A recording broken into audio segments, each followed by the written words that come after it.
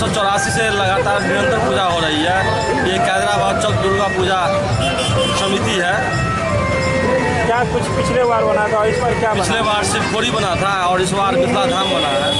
क्या कुछ दिख रहा है मिथिला धाम में इसमें पूरे ग्रामीण परिवेश को दर्शाया गया है। हम लोग का प्रत्येक साल थीम रहता है कुछ न कुछ पुराने चीज़ को दिखाना, और इस बार भी हम एक पुराने चीज़ को लेके आए हैं, मिथिला धाम। क्या क्या है इसमें पूरे ग्रामीण परिवेश जो यहाँ पर जीवन यापन है, जो पूजा पद्धति थी, उसको हम लोगों ने दर्शाया है।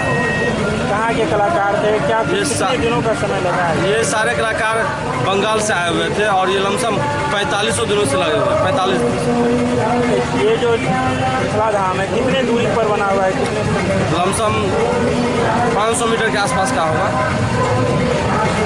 मूर्ति में क्या कुछ नया है? ये मूर्ति आपको यहाँ मुंगेर के कलाकार बनाया है, जिसका नाम सुजीत पंडित है। क्या कुछ नयापन है? नहीं, इस बार वध का सीन दिखाया गया, सुम्नी सुम्नी का।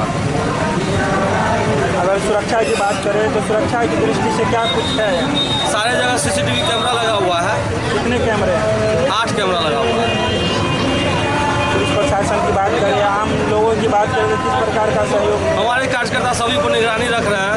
पुलिस तो प्रत्येक साल के भांति साल भी है, उसी प्रकार कोई खास नहीं है, लेकिन चल सकता है काम। क्या नाम हुआ आपका? राम बाबू शाह, क्या है पूजा समिति? पूजा समिति के संरक्षण मंडल सदस्य।